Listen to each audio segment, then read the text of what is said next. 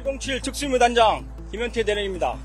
먼저 국민 여러분께 무거운 마음으로 깊이 사죄드립니다. 국회 국방위에 출석하여 제가 아는 모든 진실을 말씀드리고 싶었으나 기회가 없는 듯하여 이 자리에 섰습니다. 저는 무능하고 무책임한 지휘관입니다. 부대원들을 사지로 몰았습니다. 전투에서 이런 무능한 명령을 내렸다면 저는 사망했을 것입니다. 지금 부대원들이 많이 아파하고 괴로워하고 있습니다. 국민 여러분, 707 부대원들은 모두 피해자입니다. 전 김영현 국방장관에게 이용당한 가장 안타까운 피해자입니다. 부대원들은 죄가 없습니다. 죄가 있다면 무능한 지휘관의 지시를 따른 죄뿐입니다. 국민 여러분, 꼭 부대원들을 용서해 주십시오. 707 부대원들이 행한 모든 잘못은 지휘관인 제가 모두 지고 가겠습니다. 어떠한 법적인 책임이 따르더라도 모두 제가 책임지겠습니다. 부대원들에게 국회의사당으로 출동하라고 지시한 것이 접니다. 국회의사당에 난입한 197명의 현장 지휘관도 저입니다. 헬기를 타고 가장 먼저 국회에 도착한 것도 저희고 건물을 봉쇄하라고 지시한 것도 저입니다. 후문과 정문에서 몸싸움을 지시한 것도 저희고 창문을 깨고 건물 안으로 들어가라고 지시한 것도 저입니다. 건물 내에서 2차례에 걸쳐 진입 시도를 지시한 것도 저입니다. 모든 책임은 저에게 있습니다. 다시 한번 간곡히 부탁드립니다. 부대원들은 이용당한 피해자입니다. 오직 국가와 국민을 위해 청춘을 바치고 있는 여러분들의 아들과 딸입니다. 미워하십시오. 많이 원망하십시오. 하지만 절대 707 부대와 부대원들을 버리지 말아 주십시오.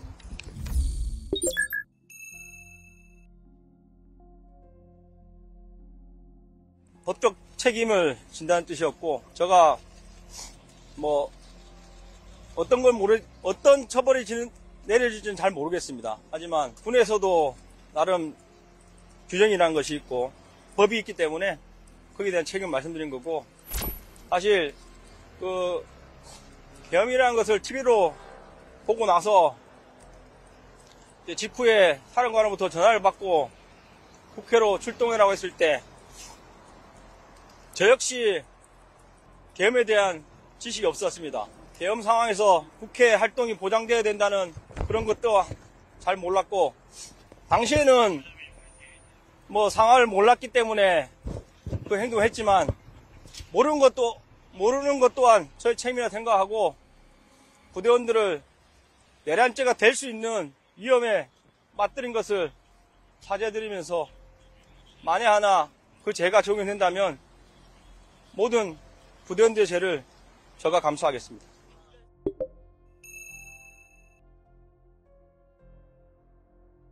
저도 시간을 정확히 기억 못하나 대통령 계엄령 발표가 10시 23분경으로 알고 있고, 저는 10시 30분이 좀 넘어서 사령관으로 전화 받은 걸 기억하고 있습니다. 최초 지시는 바로 출동할 수 있냐고 물어봤습니다. 그래서 저는 가능하다고 했고, 그럼 빨리 국회로 출동할 준비를 해라. 헬기 12대가 올 것이다. 그 말만 듣고 부대원들을 다그쳐서 출동 준비하는데 20-30분이 걸렸던 것 같습니다. 처음에 국회로 가라는 지시를 받고 헬리패드에 모인 시간이 11시 어간으로 기억하는데 6대가 먼저 오고 10분 후에 6대가 오는 걸로 최종 확인했고, 첫 6대에서 첫 번째 비행기에 제가 탔고, 제가 탄 1지역대가 국회의사당, 3, 4, 5개 탄 3지역대가 배관으로 가라고 지시했습니다. 근데 제가 내려보니까 국회의사당이 너무 크고 저희가 헬기별 8명인데 24명이서 의사당 문을 잠그거나 할 수 있는 그런 게 아닌 것 같았습니다. 그래서 전원 다 의사당으로 모이라고 추가 지시를 했습니다.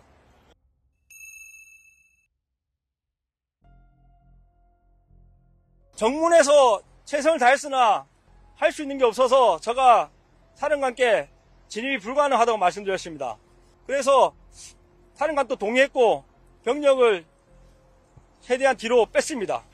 다른 출입문이나 열려있는 창문을 확인해라 급하게 지시했는데 부대원들이 모든 문을 열어봤지만 다 잠겨 있었습니다.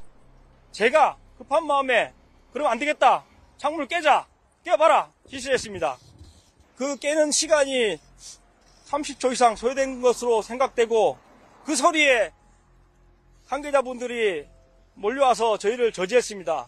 그래서 최종 14, 15명이 넘어간 것을 기억하고 저가 10번째 정도로 넘어갔습니다. 정면은 너무 위험했고 안으로 들어가서 저는 안쪽에서 정문을 막을 수 있을 거라 생각했습니다. 로비인 것 같은데 그 앞에도 유리문이 있었습니다.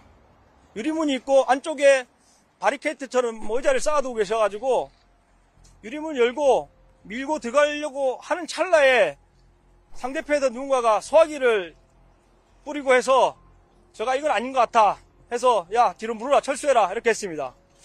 제가 안에서 길을 헤매고 있을 때 지하 1층으로 생각되는데 안규백 의원님이 오고 계셨습니다.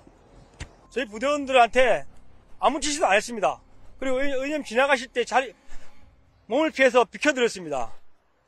왜냐면 제가 받은 임무는 봉쇄였고 이미 들어온 사람은 들어온 사람이고 말 그대로 들어오고 나가는 걸 막으라는 그런 개념으로 이해했기 때문에 만약에 제가 국회의원들을 끌어내거나 한 명이라도 잡으라고 했으면 제가 뭔가 안규백 의원님께 뭔가 임무를 줬을 겁니다.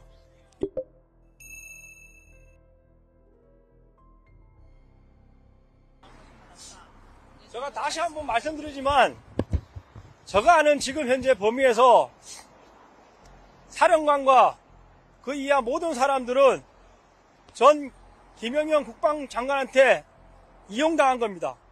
먼저 조짐에 대한 정보를 받았을지언정 모두가 계엄 선포를 생각도 못했고 상상도 못했습니다.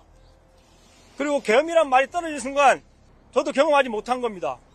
계엄이란 말에 시키는 게 빨리 해야 된다는 몸이 움직이고 있었습니다.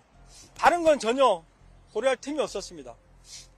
제가 법은 잘 모릅니다. 근데 뉴스에 나와 있는 만약에 내란죄가 성립됐을 때 국회에 진입한 모든 사람들이 처벌을 받는 걸로 알고 있습니다. 그 내란죄가 성립되지 않더라도 아마 군 내부적인 조사를 통해서 많은 사람들이 징계 선상에 서게 될 것입니다.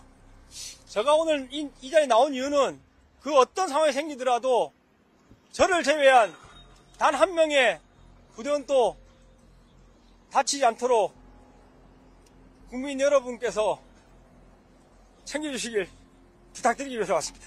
시간이 갈수록 힘들어할 거라고 생각합니다. 그래서 제가 한 시간도 빨리 뭔가를 해야 되겠다. 그게 지난주 금요일 국방위 참석이었는데 월요일날 국방위가 개최될 거라는 이야기를 듣고 주말에 계속 기다렸습니다. 밤에 확인한 결과 안 열릴 것 같다 했습니다. 그래서 어제 밤늦게 제가 급히 생각한 방법이 기자회견이었습니다. 처음 뉴스에 전 김영현 국방부 장관께서 본인이 다 책임을 진다고 했습니다. 그래서 부대원들은 기다렸습니다. 그런데 아무런 반응이 없었습니다. 많이 원망스럽습니다. 그런 거 받고 싶지도 않고 저는 오직 부대원들 지키고 싶을 뿐입니다.